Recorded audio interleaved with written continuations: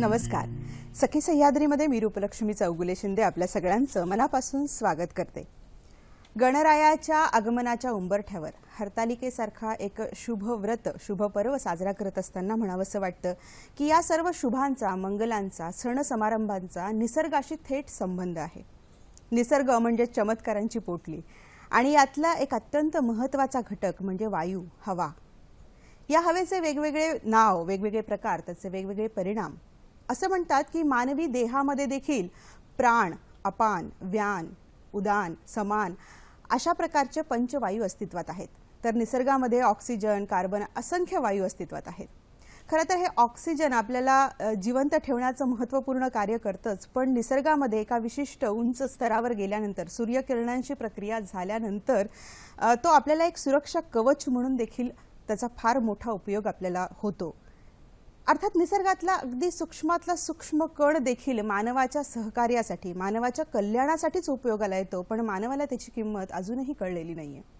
असाच निसर्गामधला एक अत्यंत महत्त्वाचा घटक जो पृथ्वीच्या भोवती एक कवचाच्या स्वरूपामध्ये अस्तित्वात आहे असं म्हटलं जातं, असा घटक म्हणजे ओझोनचा लेयर. ओझोन म्हणजे काय, तो कशा पद्धतीने आपली सुरक्षा करतो, हा नेमका बनतो कसा, तयार कसा होतो, या सगळ्याविषयी खरं आपण किती जागरूकतेने माहिती घेतो. मग आजचा दिवस हा अतिशय योग्य आहे या सर्व संदर्भामध्ये माहिती घेण्याच्या दृष्टिकोनातून, कारण आज आहे आंतरराष्ट्रीय ओझोन लेयर सुरक्षा दिन. आणि या दिनाच्या निमित्ताने आपण ओझोनच्या संदर्भामध्ये सखोल अशी माहिती तर घेणारच आहोत, पण मंडळी त्याच बरोबरीने पर्यावरणामध्ये जे वेगवेगळे दुष्परिणाम आपण करत आहोत, मानव निर्मित जे काही दुष्परिणाम आहेत, ज्याच्यामध्ये ध्वनी प्रदूषण असेल, वायू प्रदूषण असेल, जल प्रदूषण असेल, वनांचं संरक्षण करण्याचा यक्ष प्रश्न आपल्या समोर आहे. या सगळ्या प्रश्नांचा कुठेतरी प्रत्यक्ष अप्रत्यक्ष या ओझोन लेयरशी संबंध आहे का, या सगळ्यावर आपण एक मानव म्हणून मानवाच्या संरक्षणासाठी काय काळजी घेऊ शकतो, काय उपाययोजना करायला हव्यात, याही विषयाचा उहापोह आज आपण या कार्यक्रमाच्या निमित्ताने करणार आहोत. त्यामुळे आजच्या आपल्या कार्यक्रमाचा विषय आहे ओझोन थराचे जतन, जनजागृती. या अत्यंत महत्त्वाच्या विषयावर माहिती देण्यासाठी आमंत्रित केलेला आहे सेवानिवृत्त कर्नल शशिकांत दळवी यांना. नमस्कार. 33 वर्ष देश सेवा केल्यानंतर ते सेवानिवृत्त झाले, पण त्यानंतरही निसर्गाला वाचवण्यासाठी जनसामान्यांमध्ये जनजागृती करण्याचं देशसेवेचं व्रत त्यांनी हाती घेतलेलं आहे. ते आज तागायत ते करत आहेत. 2014ला मेलबर्नमध्ये क्लायमेट रियालिटी लीडरशिप ट्रेनिंगसाठी त्यांना बोलवण्यात आलं, जिथे नोबेल पुरस्कार विजेते मिस्टर अल गोअर, जे अमेरिकेचे माजी उपराष्ट्रपती होते, त्यांनी ट्रेनिंग त्यांना दिलेलं आहे. आणि आज ते क्लायमेट रियालिटी प्रोजेक्ट ऑफ इंडियाच्या या संस्थेतले पुण्यातले ते डिस्ट्रिक्ट मॅनेजर म्हणून कार्य करत आहेत. खरं तर रिटायरमेंट नंतर जनजागृती करण्याचं हे जे व्रत त्यांनी हाती घेतलेलं आहे ते अत्यंत आदर्श असं व्रत आहे आणि त्यांच्याकडनं या विषयाच्या संदर्भामध्ये आज आपण माहिती घेणार आहोत. तुमच्याही मनातले प्रश्न आमच्यापर्यंत थेट पोहोचवा. त्यासाठी लागणारे नंबर असे आहेत, ते लिहून घ्या. 24908050, 24988050. मुंबई बाहेरचे प्रेक्षक आणि मोबाईलवरनं संपर्क साधण्यासाठी 022 हा एसटीडी कोड आहेच. तर मंडळी, ओझोन लेअरच्या संदर्भामध्ये आंतरराष्ट्रीय ओझोन लेअर सुरक्षा दिनाच्या निमित्ताने या विषयावर तर माहिती घेणारच आहोत, पण त्याचबरोबर पाण्याचं नियोजन कसं करायला हवं, रेन वॉटर हार्वेस्टिंग हा प्रकार आपण कसा आत्मसात करायला हवा, वनांचं संरक्षण, वृक्षांचं संरक्षण, ध्वनी प्रदूषणापासून बचाव, या सगळ्या गोष्टी आज मानवासाठी अत्यंत आवश्यक आहे. आजच्या दिनाच्या निमित्ताने याही विषयांचा थोडासा आढावा घेणार आहोत. तेव्हा कार्यक्रमाला लगेचच सुरुवात करते. सर, सखी सह्याद्रीमध्ये मनापासून मी आपलं स्वागत करते. खरं तर आजच्या या शुभ दिनी अत्यंत योग्य आणि चांगला विषय आपण हाती घेतलेला आहे आणि आजचा दिवस हा मला वाटतं फार कमी जणांना या दिनाच्या संदर्भामध्ये माहिती असावी. मुळात आपल्याकडे ओझोन म्हणजे काय, इथून प्रश्न निर्माण होतात सर. कारण मला असं आठवतं की मध्यंतरी अशा बातम्या आल्या होत्या की ओझोन लेअर पातळ झाला आहे, त्याला छिद्र पडलेत, आणि त्या काळातली जी काही माहिती आली होती त्यानंतर पुन्हा ती या संदर्भातली चर्चा कुठेतरी थांबल्यासारखी झाली असं वाटतं. फारशी चर्चा या विषयाच्या संदर्भात कानावर पडत नाही. मुळात आपल्या कार्यक्रमाची सुरुवात करतानाच मला वाटतं ओझोन म्हणजे काय हे आपण आपल्या प्रेक्षकांना थोडं स्पष्ट करून सांगूयात का? हो, अगदी जरूर. आता ओझोन जेव्हा आपण म्हणतो तेव्हा आपण थोडं बेसिकली आपण ऑक्सिजनकडे जाऊ. ऑक्सिजन प्राणवायू, ज्याच्यामुळे आपण सर्व प्राणी मात्र जिवंत आहोत, त्याला केमिकल ह्याच्यामध्ये आपण O2 म्हणतो. म्हणजे 2 ऑक्सिजन ॲटमचं मॉलिक्यूल तयार होते त्याला O2 म्हणतो. म्हणजे एक O ॲटम आहे आणि O2 मॉलिक्यूल आहे. जेव्हा ओझोन आपण म्हणतो तेव्हा या ऑक्सिजनच्या मॉलिक्यूलमध्ये जेव्हा आणखी एक O ॲटम मिळतो आणि त्याच्यापासून जे कंपाऊंड किंवा मॉलिक्यूल तयार होतं त्याला O3 किंवा ओझोन म्हणतात. बरं. सिंपल टर्ममध्ये हा एक गॅस आहे. ओझोन हा तयार आहे. आता खूप कमी मात्रामध्ये असतो पण तो आहे आणि त्याचं महत्त्व काय आहे ते आपण पुढे जसं जसं डिस्कशनमध्ये येईल तसं आपण त्याचं महत्त्व सांगणं अत्यंत महत्त्वाचा हा घटक आहे. खरं. अत्यंत महत्त्वाचा आहे की ज्याच्यामुळं की आज निसर्ग निर्मित एक पृथ्वीभोवती एक सुरक्षा चक्र तयार झालेलं आहे आणि या चक्रामुळं जेव्हापासून बनले तेव्हापासून ह्या भूतलावरच्या सर्व प्राणीमात्रांचं प्लांट्सचं सूर्याची जी विषारी किरणं आहेत त्यातला महत्त्वाचा किरण म्हणजे अल्ट्राव्हायोलेट रे किंवा त्याला अतिनील किरण पण म्हणतात. त्याच्यापासून हे आपलं संरक्षण आहे. बरोबर आहे सर. तुम्ही खूप छान माहिती दिलेली आहे की नेमकं ओझोन म्हणजे काय. मला वाटतं आपण आज अनेक चित्र आणलेली आहेत आणि त्या चित्रांच्या माध्यमातूनही मला वाटतं आपण प्रेक्षकांना खूप चांगल्या पद्धतीने हे एक्सप्लेन करून सांगू शकतो, समजावून सांगू शकतो की नेमका ओझोन म्हणजे काय. आणि मुळात ह्याच्या आपण फार डिटेलमध्ये जरी नाही गेलो तरी पण नेमका हा ओझोन आपल्यासाठी एक सुरक्षा कवच म्हणून कसं कार्य करतो आणि तो जर कमी झाला किंवा त्याला जर डॅमेज झालं तर आपल्याला भविष्यात काय दुष्परिणामांना भोगावं लागेल, सामोरं जावं लागेल, हा महत्त्वाचा विषय आणि या विषयाच्या संदर्भात जनजागृती होणं हा कळीचा मुद्दा आहे. सर, ओझोन म्हणजे काय हे झाल्यानंतर मला वाटतं या विषयाकडे येणं अत्यंत आवश्यक आहे की मुळात हा जो ओझोन सुरक्षा दिन आपण साजरा करत आहोत, आंतरराष्ट्रीय स्तरावर हा दिन साजरा केला जातो, या पाठीमागची भूमिका काय आहे, कधी सुरुवात झाली, कोणी केली याची सुरुवात? याची सुरुवात जेव्हा आपण बघतो तेव्हा जेव्हा जेव्हा आपल्याकडे जास्त प्रमाणामध्ये स्किन कॅन्सर यायला लागले, हे दिसून आलं किंवा स्किन कॅन्सर खूप मोठ्या प्रमाणावर दिसून येतात. बरं. तर कुठून का होईना की एक रिसर्च सुरू झालं की बाबा ह्याला कारणं काय आहेत की असे दुष्परिणाम कुठल्या कारणामुळे होत. तोपर्यंत आपल्याला ओझोन सुरक्षा कवच किंवा ओझोन लेअर म्हणजे एवढी डीप नॉलेज नव्हतं. 1969 साली प्रथम एक पोलिश केमिस्ट होते. तर त्या केमिस्ट पॉल कर्झन म्हणून त्यांचं नाव होतं. त्यांनी प्रथम ह्या विषयावर एक अभ्यास करून हे सांगण्यात आलं की या कवचामुळं ह्या कवचाला निसर्ग निर्मित काही प्रॉडक्ट्समुळं नुकसान पोहोचलं जातं. त्याच्यानंतर मोठ्या प्रमाणावर 1974 साली युनिव्हर्सिटी ऑफ कॅलिफोर्नियाचे 2 सायंटिस्ट होते, एक मारिओ मॉलिनो म्हणून आणि दुसरे रेडफोर्ड रोलँड म्हणून. त्यांनी हे दाखवलं की मानव निर्मित एक केमिकल कंपाऊंड ज्याला आपण CFC किंवा क्लोरोफ्लोरोकार्बन, खूप मोठं किचकट नाव वाटतं, पण याचा उपयोग आपण आपल्या रेफ्रिजरेटरमध्ये रेफ्रिजरंट म्हणून करतो किंवा एरोसेल म्हणून वेगवेगळ्या स्प्रेमध्ये इतकी वर्ष करत आलो होतो. तर त्याच्यामुळं ह्या ओझोन लेअरला किंवा ओझोन लेअर नुकसान म्हणजे ओझोनमध्ये नुकसान होत चाललेलं आहे हे आढळून आलं. आणि ज्या ज्या ठिकाणी ह्या ओझोन लेअर थिन होत जातो त्या ठिकाणी अल्ट्राव्हायोलेट रेज जे हानिकारक आहेत ते आपल्या शरीरावर पडून स्किन कॅन्सर होण्याचे चान्सेस खूप मोठ्या प्रमाणावर वाढले जातात. म्हणजे हे निसर्गानं आधी तयार करून ठेवलेलं कवच होतं आणि हे कशामुळे होत गेलं जेव्हा बघितलं की मानव निर्मित कंपाऊंड्समुळे हे होत गेलं. आणि मग त्याच्यामुळं 16 सप्टेंबर 1987 साली प्रथम एक मॉन्ट्रियल प्रोटोकॉल म्हणून कॅनडामध्ये याच्यावर थोडा अभ्यास झाला आणि प्रोटोकॉल डिक्लेअर झालं. त्याच्यामध्ये हे सांगण्यात आलं हे असे जे मानवनिर्मित केमिकल कंपाऊंड्स आहेत, CFCचं मी नाव घेतलं आपल्याला किंवा त्या फ्रेऑन 12 म्हणतात, तर ते बंदी करण्यात आली. बरं. आणि मग जसं जशी बंदी करून ते हळूहळू त्याला रिप्लेसमेंट शोधून कमी करण्यात आलं तेव्हा हे आढळून आलं की हळूहळू याचा थिकनेस परत वाढत चालला. आणि त्याच्यामुळे युनायटेड नेशन्सनं 1994 साली 16 सप्टेंबर हा जागतिक म्हणजे वर्ल्ड ओझोन डे म्हणून म्हणजे सेलिब्रेट पाळण्याचा एक निर्णय घेतला गेला.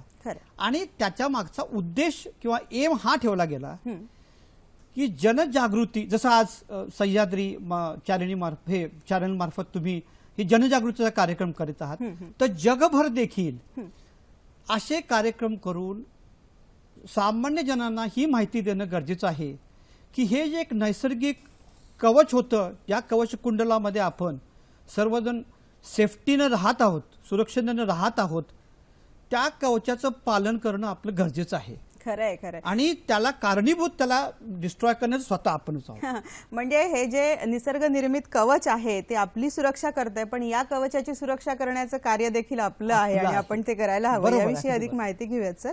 अर्जुन नाईक आपल्याशी बोलू इच्छित आहेत, बघूयात ते काय म्हणतायत. नमस्कार.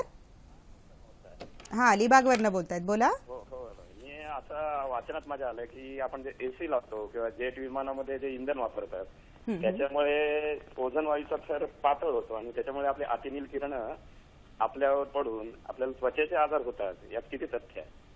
नक्कीच सर, काय मार्गदर्शन करू शकतो? हा, अगदी बरोबर, आपण अगदी बरोबर बोललात. जसं एअर कंडिशन घ्या किंवा आपलं रेफ्रिजरेशन घ्या, त्याच्यामध्ये रेफ्रिजरंट म्हणून जो कंपाऊंड वापरला जातो तो कंपाऊंडच मुळात CFC असतो, म्हणजे क्लोरोफ्लोरोकार्बन हाच असतो. आणि ज्याच्या आणि परिणाम काय होतो की तो क्लोरोफ्लोरोकार्बन जेव्हा आपण विमानामध्ये AC वापरला जातो म्हणतो किंवा विमानाच्या इंजिनमध्ये, निव्वळ विमानाच्याच इंजिनमधून नव्हे तर आपल्या गाडीच्या इंजिनमधून देखील जो एक्झॉस्ट निघतो त्याच्यामध्ये देखील ओझोनची मात्रा अतिशय अल्प प्रमाणात जरी असली तरी असते. पण आता हे CFC किंवा अति जे तयार होणारे गॅसेस आहेत त्याच्यामुळं ह्या ओझोनचं नुकसान मोठ्या प्रमाणावर होतं. तुम्ही जे ऐकलं ते अगदी बरोबर आहे. बरं, पण आता इथे एक मनात शंका अशी येते सर की आपण जसं मगाशी सांगितलं की O2 वर अल्ट्राव्हायलेट रेज पडून त्याचं रिॲक्शन होते, O2 चे मॉलिक्युल्स वेगळे होतात, ॲटम पुन्हा जाऊन O2 ला मिळतं, O3 तयार होतं, त्याला आपण ओझोन म्हणतो. आणि तो निसर्गामध्ये पृथ्वीच्या वर एक कवचच्या स्वरूपामध्ये आहे. ते मुळात पृथ्वीपासून तो किती वर आहे आणि जो पृथ्वीच्या जवळ आहे खाली ओझोन, तो मग निसर्ग निर्मित नाहीये का? हा फरक काय आहे? आता याच्यामध्ये हा अगदी व्यवस्थित प्रश्न विचारला आपण की आपण जेव्हा पृथ्वीकडे बघतो तर वेगवेगळे आपले जे ट्रोपोस्फिअर म्हणतो की जो 10 किलोमीटर पर्यंत आपण तो जो भाग आहे आपला वातावरणाचा त्याला आपण ट्रोपोस्फिअर म्हणतो. तिथून 10 ते 40 किलोमीटर स्ट्रॅटोस्फिअर म्हणून आहे. आपण मर्यादित इथंच ठेवू, याच्यावर जायला नको पुढच्या ह्याच्यामध्ये. सर, काही चित्राच्या स्वरूपात आपण दाखवू शकतो? हो, चित्राच्या स्वरूपात. आता जसं आपल्या समोर आपण एक्सप्लेन करतही दाखवू शकता सर. आपण सांगा जी माहिती सांगताय. अगदी करेक्ट. आपण आपल्याला वाटतं स्क्रीनवर बघू शकतोय. आता आपण स्क्रीनवर बघू शकता की आपला दिसेल की पृथ्वीच्या जवळ आपला जो लेअर सफेद याच्यामध्ये दाखवलेला आहे तो आहे ट्रोपोस्फिअर. बरोबर. ट्रोपोस्फिअर साधारणपणे 10 किलोमीटर पर्यंत असतो. त्याच्यानंतरचा स्लाइटली ग्रीन कलर मध्ये तुम्हाला दाखवला तो स्ट्रॅटोस्फिअर म्हणून आहे आणि त्याच्या पुढचा आहे जो मेसोस्फिअर म्हणून आहे. बर. आपण जेव्हा स्ट्रॅटोस्फिअरची बात करतो तो जेव्हा त्याच्याशी बोलतो तो 10 ते 40 किलोमीटर मध्ये असतो. त्याच्यात देखील साधारणपणे 22 ते 25 किलोमीटरच्या म्हणजे भूतलापासून 22 ते 25 किलोमीटरच्या पट्ट्यामध्ये हा ओझोन लेअर मोठ्या प्रमाणावर आढळून येतो. जसं आता मी म्हणालो की ओझोनवर जेव्हा सूर्याचे अल्ट्राव्हायोलेट किरण पडतात तेव्हा हा O2 नाही ऑक्सिजन जो नॉर्मल ऑक्सिजन आहे त्याच्यावर जेव्हा अल्ट्राव्हायोलेट रेज पडतात तेव्हा तो स्प्लिट होतो. दोन ॲटम मध्ये O ॲटम मध्ये स्प्लिट होतो आणि तो सिंगल ॲटम जेव्हा ऑक्सिजन गॅसच्या O2 मध्ये जाऊन मिळतो पुन्हा त्याच्यामध्ये ऑक्सिजन गॅस मध्ये मिळतो तेव्हा एक ओझोन तयार होतो. आणि ही नैसर्गिक प्रक्रिया आहे. म्हणजे निसर्गाने पूर्वीपासूनच आपली जी पैदाइशी असेल खाली या भूतलावर त्याची काळजी, सुरक्षेची काळजी आधीपासून घेतली. निसर्ग निर्मित ओझोन आणि आपण जसं म्हणालात की तो आपल्या संरक्षणाचं कार्य करतो, पण पृथ्वी तलावर जो काही ओझोन आहे मग हा मानव निर्मित आहे का आणि तो आपल्यासाठी हानिकारक आहे का? कशा पद्धतीने त्याचं हे दोन्ही ओझोन बद्दल आम्हाला थोडंसं डिटेल माहिती हवी आहे. अगदी बरोबर बोलत की एक जो निसर्ग निर्मित ओझोन जो आहे जो आपण म्हणतो की स्ट्रॅटोस्फिअर मध्ये मिळतो तो चांगला ओझोन आहे. बरं. आता चांगला ओझोन म्हणजे काय की ज्याच्यामुळं सूर्याची जी घाणेरडी किरणं आहेत किंवा हार्मफुल किरणं आहेत ती आपल्याबरोबर पोहोचत नाही, त्यामुळे तो चांगला ओझोन आहे.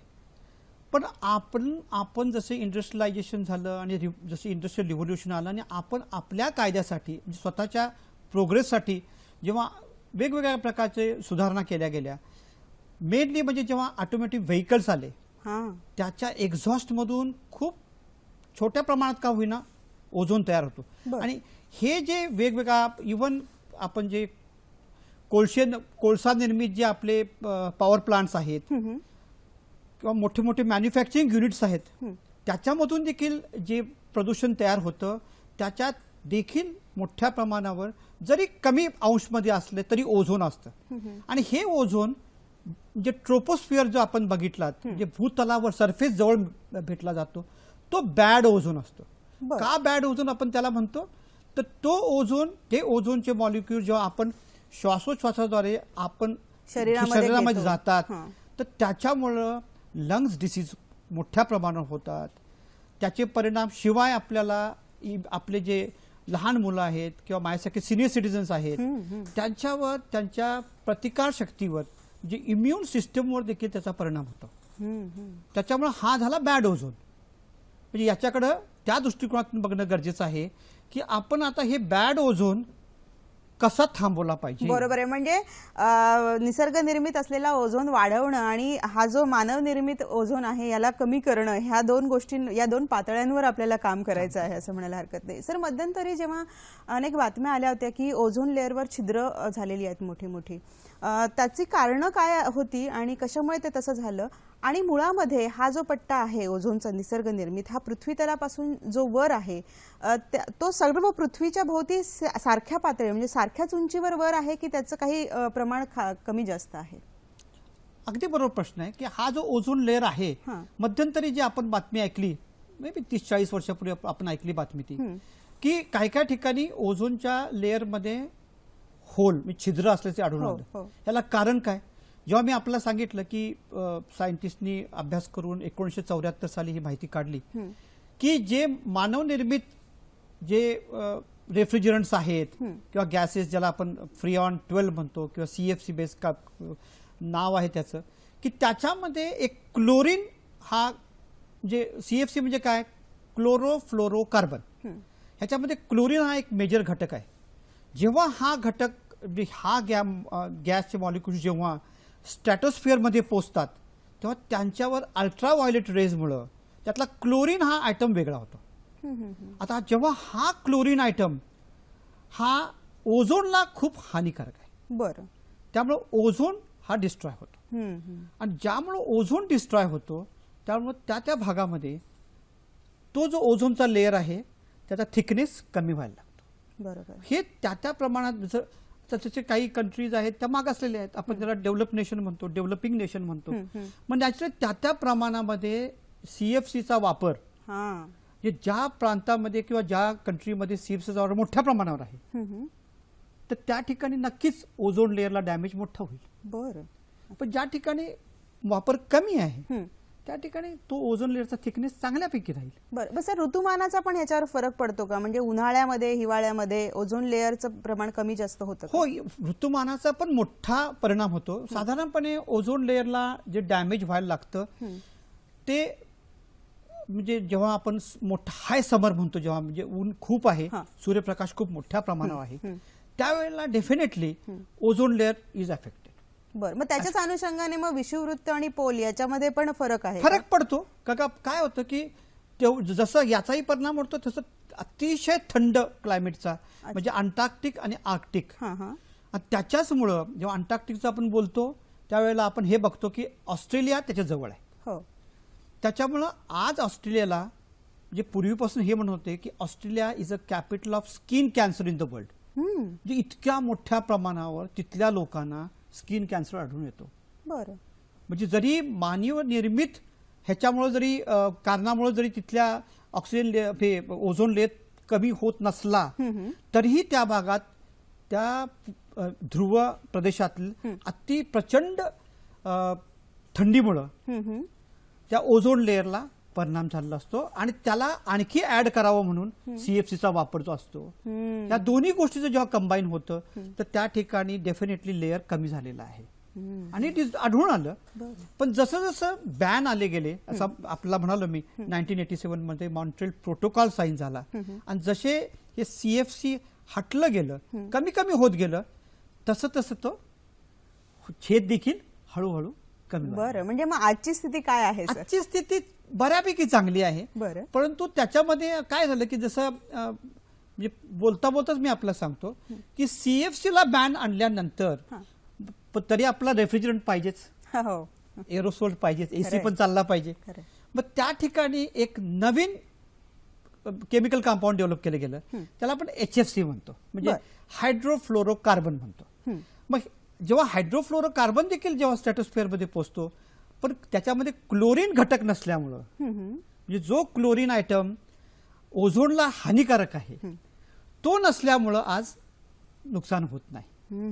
पण त्याच्या बरोबरच HFCचा दुसरा एक साईड इफेक्ट आहे, आणि तो साईड इफेक्ट म्हणजे HFC मुळे ग्लोबल वॉर्मिंग खूप मोठ्या प्रमाणावर वाढत चाललेलं सर आहे. हा महत्वाचा मुद्दा आहे, त्याच्यावर मी येते. आपल्याला खूप लांबून फोन आहे, तेलंगणावरनं आपल्याला बोलताय चित्रलेखा मक्तेदार.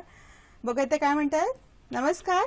हॅलो, माझा दोघांनाही नमस्कार. नमस्कार. नमस्कार. मला असं विचारायचं की आता सरांना श्वसन संस्थेच्या रोगांविषयी बोललं ना, तर त्याच्यावर विचारायचं की ओझोनचा त्यात किती, म्हणजे तो क्युअर होण्यासाठी वगैरे किती रोल आहे, आणि प्राणायाम जो आपण सकाळी करतो त्याच्या म्हणजे दुपारी कधी पण दिवसात न करतो त्याच्या सकाळचा जास्त महत्वाचा, म्हणजे ओझोनचा त्यात काही रोल आहे का? बरं, नक्कीच. मला वाटतं चित्रलेखाताईंचा जो प्रश्न आहे ना सर, की प्राणायाम आपण जेव्हा करतो त्याच्या वेळा, म्हणजे सकाळी जर केला तर ओझोनचा त्याच्यावर काही चांगला परिणाम अधिक होणार आहे का, या प्रश्नाच्या मागे दडलेला प्रश्न असा आहे की सकाळच्या वेळी अनेकांच्या मनामध्ये असा एक मुद्दा आहे, तो किती समज आहे, गैरसमज आहे, आपण दूर करावा, की सकाळच्या वेळी शुद्ध हवा असते म्हणजे त्याच्यात ओझोनचं प्रमाण कमी असतं का जास्त असतं, हाही त्याच्या पाठीमागे दडलेला एक प्रश्न असावा. त्याही प्रश्नाकडे येऊयात. आणि ह्यांनी जे विचारलं की स्किन डिझीजला ओझोन किती कारणीभूत आहे, किंवा स्किन डिझीज वाचवण्यासाठी ओझोन किती कामी येऊ शकतं, या सगळ्या गोष्टींवर आपण विवेचन करूया. चांगला प्रश्न आहे. ह्या प्रश्नामध्ये आता जर बघायला गेलो आपण, तर मी जसं म्हणालो की बॅड ओझोन जे आपल्या पृथ्वीच्या पृष्ठभागाच्या आजूबाजूला आहे किंवा जिथं आपण राहतो त्याच्या आजूबाजूला बघायला मिळतं. अगदी महत्वाचं कारण जर त्याच्याकडे आपण बघितलं तर ते महत्वाचं कारण म्हणजे आपल्या गाडीमधून निघणारा धूर. आयडलिंग करून आपण सोडतो, इंजिन चांगलं मेंटेन नसतं गाडीचं, त्याच्यामधून देखील ओझोन हा गॅस तयार होतो. मग आता जेव्हा आपण सकाळच्या वेळेला कुठेही आपण घरी व्यायाम करत असू किंवा बागेमध्ये जाऊन व्यायाम करत असू, तर परिणाम हा कमी का होऊन दिसून येतो. सकाळच्या वेळेला गाड्यांचा वापर कमी असतो, शिवाय वातावरण थंड असल्यामुळं त्याचा परिणाम थोडा कमी होतो. त्यामुळं आपण घरी करणं म्हणजे मी म्हणेन की सगळ्यात चांगलं. म्हणजे ज्या ठिकाणी प्रदूषण आहे आपल्या शहरामध्ये किंवा आपल्या गावामध्ये, त्या जागा कमी करून योगाभ्यास करावा. आणि प्राणायाम तर डेफिनेटली, प्राणायाम करताना आपण श्वास घेतो आत, आणि जर ओझोनचे जे गॅस आहे तो जर आपल्या शरीरामध्ये गेला तर नक्कीच त्याचा दुष्परिणाम होऊ येतील. बरोबर आहे. मग त्याच्यामुळे आपण आपल्या भागातील कशी परिस्थिती आहे हे बघून हा व्यायाम करायला लागेल. दुसरा प्रश्न आपला होता की स्किन कॅन्सरसाठी ओझोनचा, हा आहे, डेफिनेटली आहे. जर आपल्याला ओझोनमुळे स्किन कॅन्सर होत नाही, ओझोनमुळे स्किन कॅन्सर अजिबात होत नाही, ही कल्पना चुकीची आहे. कारण स्किन कॅन्सरवर अल्ट्राव्हायोलेट रेज जे आहेत सूर्याचे, ते जसे खाली पोचतात आणि त्याच्यामुळे जे स्किनवर इफेक्ट होतो, उलट पक्षी स्किन कॅन्सर टाळण्यासाठी ओझोन लेअर काम करतं, असं आपण इथे त्यांना मुद्दा. अगदी बरोबर आहे. म्हणजे अल्ट्राव्हायोलेट रेज पोचू नयेत आपल्या स्किन पर्यंत, म्हणून ओझोन लेअर ती सेवा करत असतो आपल्या. अगदी बरोबर आहे. मला वाटतं सुरुवातीपासून सर याच विषयावर आपल्याला मार्गदर्शन करत आहे. सर, जे आता आपण सांगितलं याच्यामधला ग्लोबल वॉर्मिंग हा जो तुम्ही मुद्दा मगाशी छेडला होता, तो अत्यंत महत्वाचा आहे आणि आज सगळीकडे याच्यावर चर्चा होते. अनेक संकट यामुळे आपल्याला सामोरे जावं लागतंय त्यांना. या सगळ्या गोष्टींवर आपण बोलूयात. सर, एक फोन आलेला आहे प्रेक्षकांचा, तो फोन जरा आधी घेते, बघूयात ते काय म्हणतायत. हॅलो. Hello madam. हा बोला. विशाल लोहार बोलतायत, बोला. बोला मॅडम. पृथ्वीचं तापमान दिवसेंदिवस वाढत आहे, ते ओझोनच्या कमी थरामुळेच का? नक्कीच विशालजी, याच विषयावर आम्ही आता चर्चा करत होतो. सर, हे जे पृथ्वीवरचं तापमान वाढत चाललेलं आहे, ऋतुचक्र पूर्णतः कोलमडलेलं आहे सर. म्हणजे चातकासारखी पावसाळ्यात पावसाची वाट बघतो आपण, नको तेव्हा गारपीट होते. आज असंख्य प्रश्न आहेत निसर्गाशी निगडीत असणारे, जे मानवानेच निर्मित केलेले आहेत. आज ग्लोबल वॉर्मिंग सारखा जो महत्वाचा आणि गंभीर प्रश्न आहे, त्याचा कुठे ओझोनशी संबंध आहे का, कशा पद्धतीने आहे? आता आपण ग्लोबल वॉर्मिंगमध्ये जेव्हा बोलतो तेव्हा मी आपल्याला एक छायाचित्र दाखवू इच्छितो. नक्कीच. तर हे छायाचित्र आपण जेव्हा बघाल हां. तर तेव्हा आपल्याला दिसून येईल की आपल्यामुळंच हे जे समोर आपल्या पुढे चित्र दिसतं त्यात आपल्याला ह्या रोजच्या उपयोगातल्या गोष्टी की ज्याच्यामुळे आपली इकॉनॉमिक डेव्हलपमेंट होते, ज्याला आपण प्रगती होते, सुधारणा प्रगती ज्याला म्हणतो. आपण सुधारणा म्हणतो. पण यात आपल्याला दिसून येईल मोठ्या प्रमाणावर की ज्याला फॉसिल फ्युएल म्हणजे कोळसा आहे, पेट्रोल आहे, डिझेल आहे, ज्याचा वापर करूनच हे सगळं होत असतं. आणि त्याच्यामुळं की हवेमध्ये जे आपण म्हणतो की जागतिक तापमान सातत्यानं वाढत चाललेलं आहे. एक छोटंसं आपलं उदाहरण देतो मी. 1973 साली माझी प्रथम पुण्याला पोस्टिंग झाली. बर. त्यावेळेला पुणे हे नॉन फॅन स्टेशन म्हणून होतं. म्हणजे पुण्यामध्ये की त्यावेळेला फॅन लागत नव्हते, म्हणजे ऑफिसमध्ये फॅन नव्हते, रेसिडेन्शियल क्वार्टर्समध्ये फॅन नव्हते. पण आज पुण्यामध्ये आपला एसी शिवाय चालत नाही. ह्याच्या मागची थोडीशी भूमिका तुम्हाला आणखीही सांगतो मी. म्हणजे आता जे आपण चित्र बघितलं त्याच्यातून सांगतो तुम्हाला की पुण्यामध्ये आज 40 लाखच्या पॉप्युलेशनला 30 लाख गाड्या आहेत. आणि या गाड्यामधून जर आपण एक लिटर जरी फक्त 1 लिटर पेट्रोल किंवा डिझेल फ्युएल वापरलं तर रोज 7,500 मेट्रिक टन एवढा कार्बन डायऑक्साईड आणि बाकी हानिकारक गॅस जे त्या ऑटो एक्झॉस्ट म्हणून निघतात ते फ्युएल बर्न केल्यामुळं ते रोजच्या रोज पुण्याच्या वातावरणामध्ये आहे. किंवा दिल्ली तर जगातली सर्वात मोठे एअर पॉल्युटेड सिटी आहे. मग त्याच्यामुळे हे अतिशय मोठे दुष्परिणाम होतात.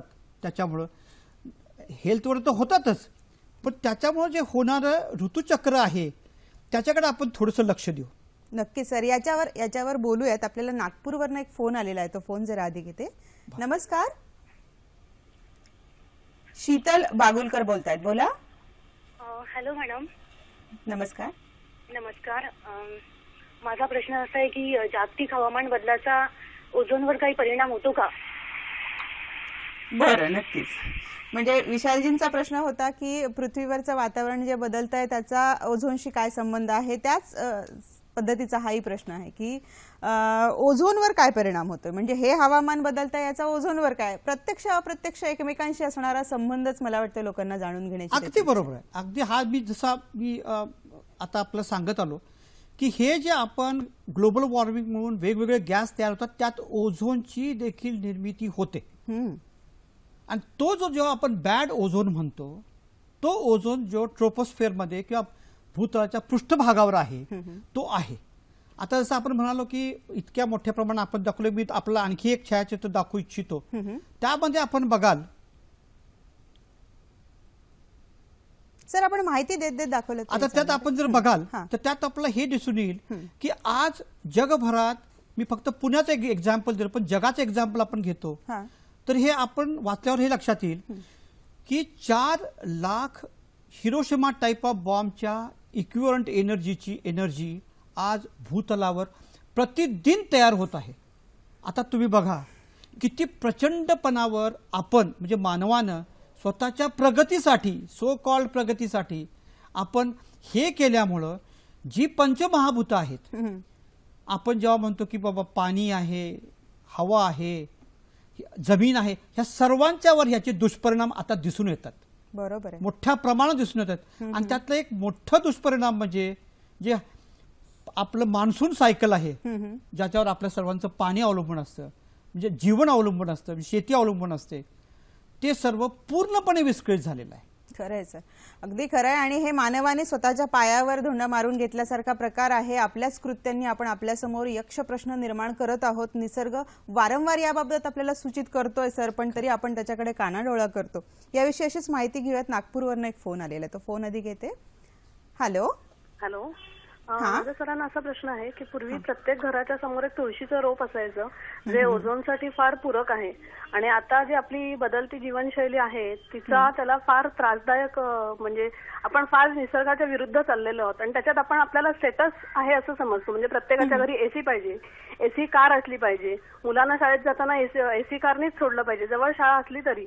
तर ह्या स्टेटस सांभाळताना आपण पूर्ण वातावरण मात्र कोलमडून पडतंय हे आपण विसरून जातो. पूर्वी घराघरासमोर तुळशीचं रोप लावण्याची पद्धत होती, प्रथा होती, त्याचा ओझोनशी काय संबंध आहे तो जरा विस्तृतपणे आम्हाला सांगावा.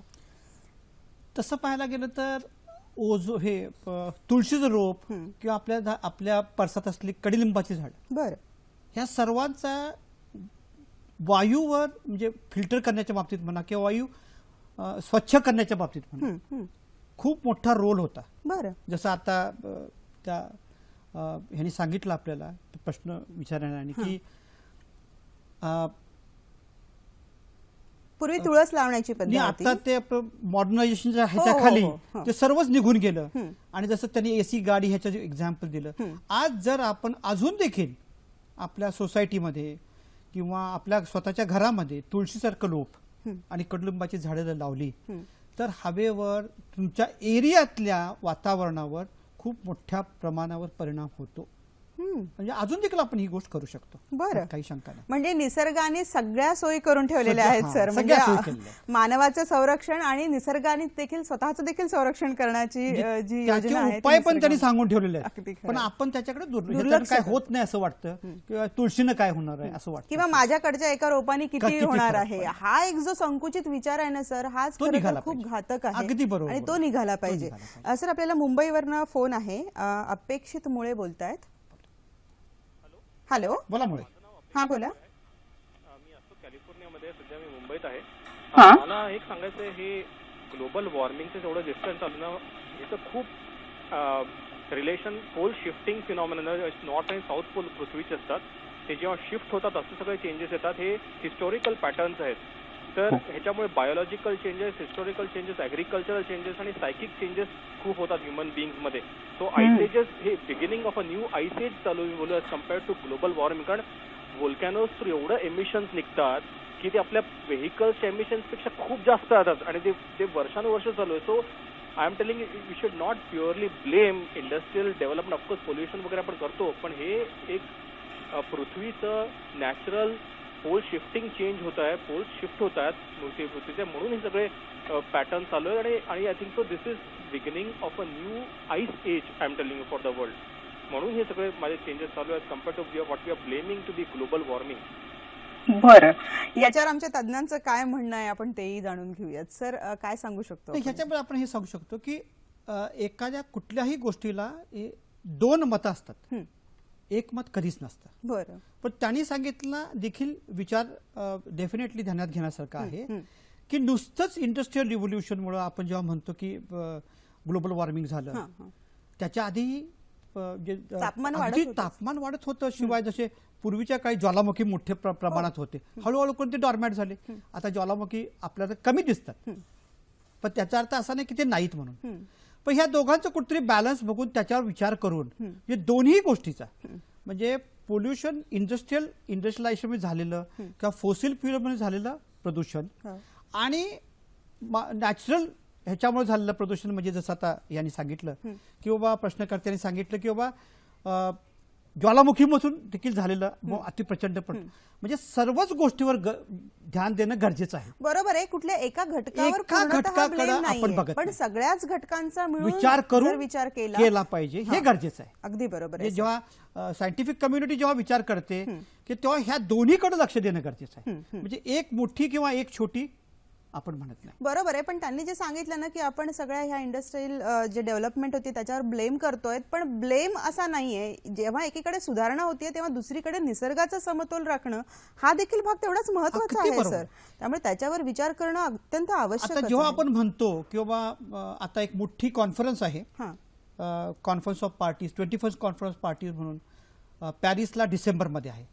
प्रत्येक जगाचे सर्व नेते तिथं येतील आणि कमिट करतील की बाबा आम्ही आमच्यातर्फे आता फोसिल फ्युएलचं मी आपलं एक्झाम्पल दिलं की किती मोठ्या प्रमाणात किती वर्षामध्ये हे फोसिल फ्युएलचं डिपेंडन्सी कमी करू की ज्याच्यामुळं ग्लोबल वॉर्मिंगला मदत होते. आणि मग त्या जागी आपण का होतं काय की कोळसा हा मोठ्या प्रमाणात आता इंडियामध्ये जेव्हा आपण पॉवर निर्मिती करतो का पॉवर निर्मितीशिवाय देशाची प्रगती होऊ शकत नाही, हे तितकं सत्य आहे. तर आज हिंदुस्थानमध्ये जवळजवळ 65 ते 70% पॉवर जनरेशन हा कोळसा फायर्ड पॉवर प्लांटमधून होतो. मग तो एकदम बंद करणं तर कठीण आहे. आणि अल्टरनेट एनर्जी सोर्स साठी देखील वापरणं, जे काही एनर्जी सोर्स वापरावं लागते त्याला पैसे खूप लागतात. मग ते म्हणजे ही जोडून झाली पाहिजे व्यवस्थित. म्हणून आता हे प्रश्न विचारला गेला की बाबा एक IPCC inter parliamentary committee on climate change एक इंटरनॅशनल ऑर्गनायझेशन आहे.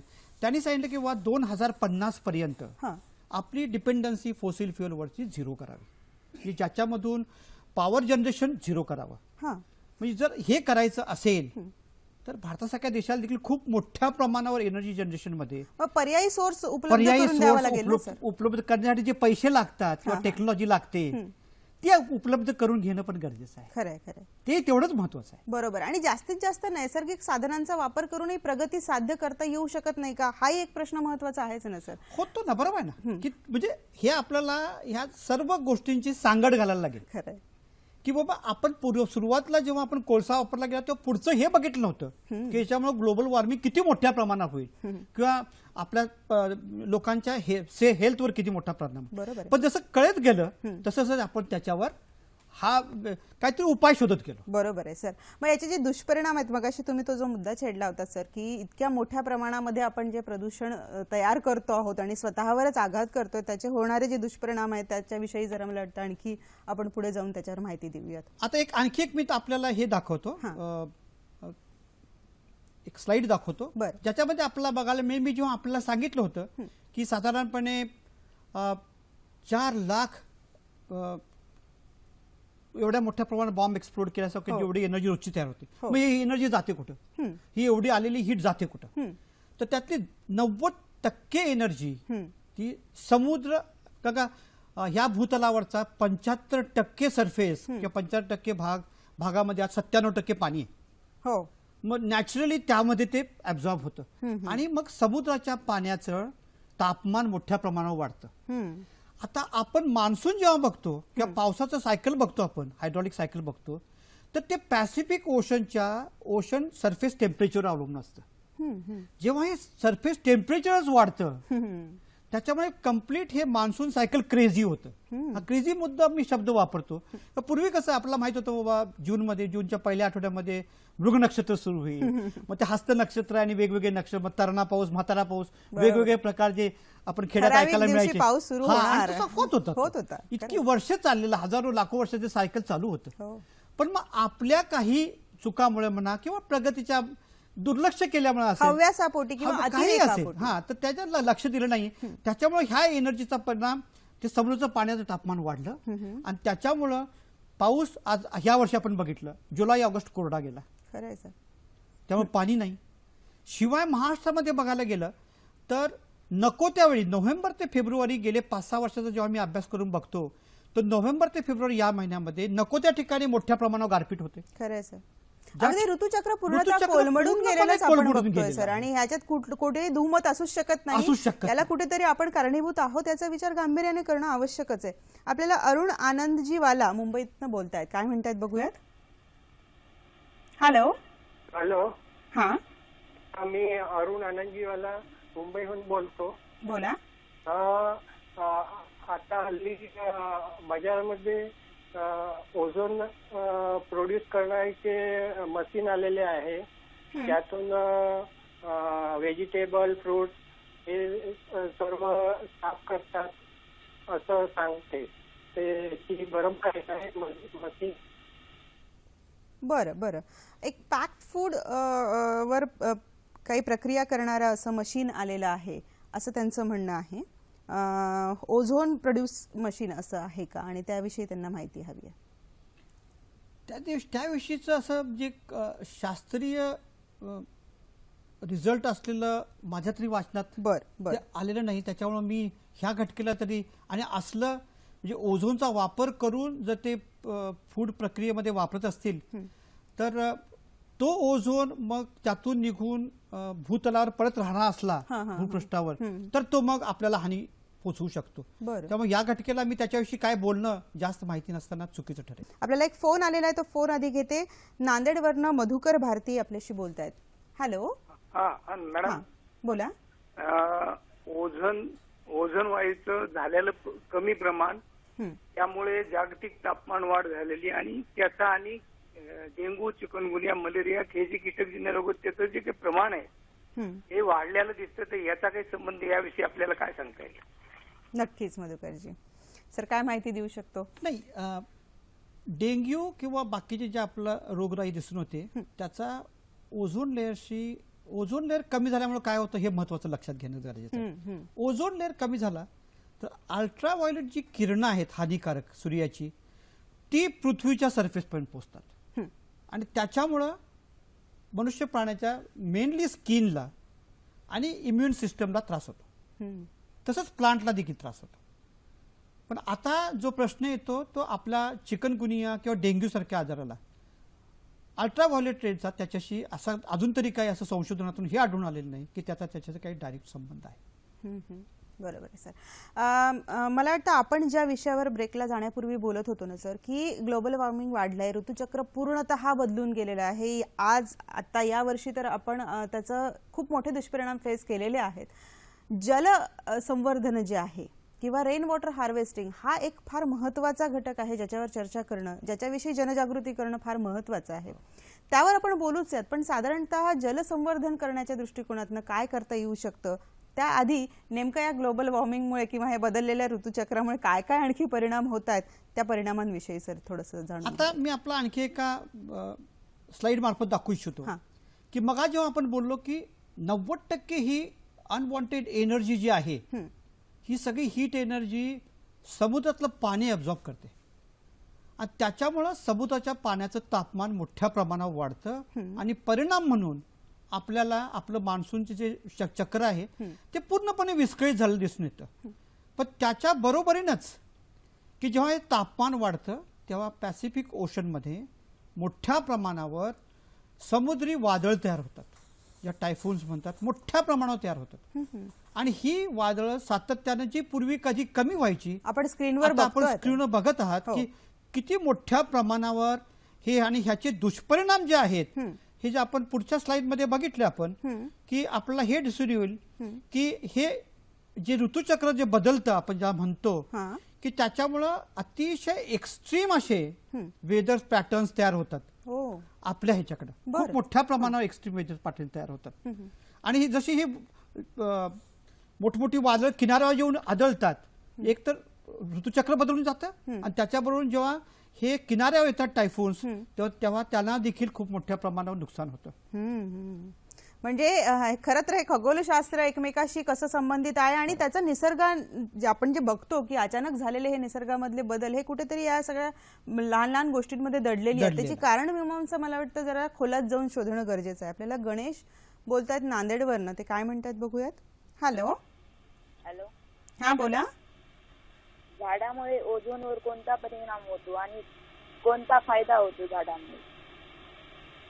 बरं, मला वाटतं त्यांना असं म्हणायचं आहे की झाडांवर ओझोनमुळे कुठला परिणाम होतो आणि झाडं जर जास्त प्रमाणात लावली तर ओझोनवर त्याचा कसा इफेक्ट होईल, एकमेकांशी संबंध, वृक्षांचा आणि ओझोनचा एकमेकांशी संबंध. आपण नेहमीच म्हणतो की झाडं ही निसर्गातलं एक फिल्टर आहे जे कार्बन डायऑक्साईड ॲब्झॉर्ब करून ऑक्सिजनची निर्मिती करतं.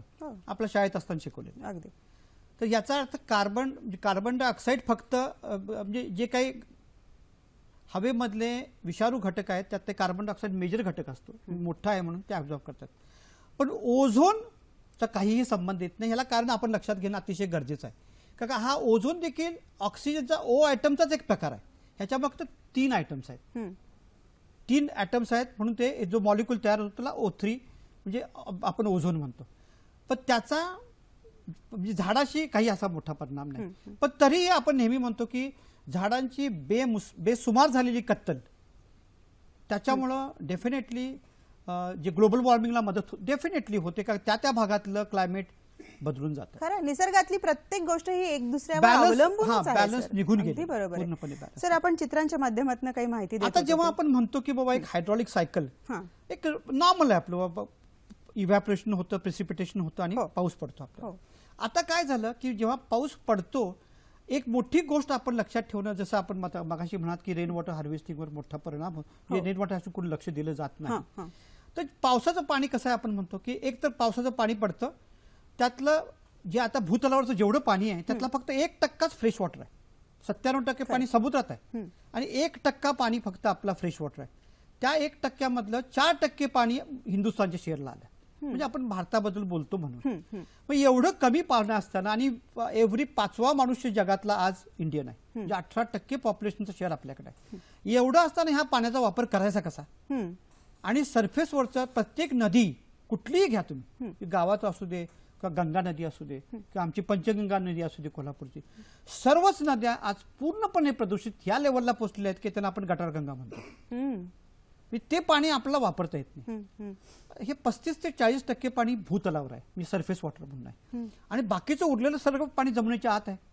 पण आता शहरीकरणामुळे जिकडे तिकडे कॉन्क्रिटायझेशन झालेलं आहे, त्यामुळे पाणी झिरपण्याचं प्रमाण आज जे नॅचरली 35% असायचं, कोरड्या जमिनीवरून पाणी जात होतं खाली आणि पाणी झिरपून जाऊन खालचे जिवंत झऱ्याचं टेबल मेंटेन व्हायचं.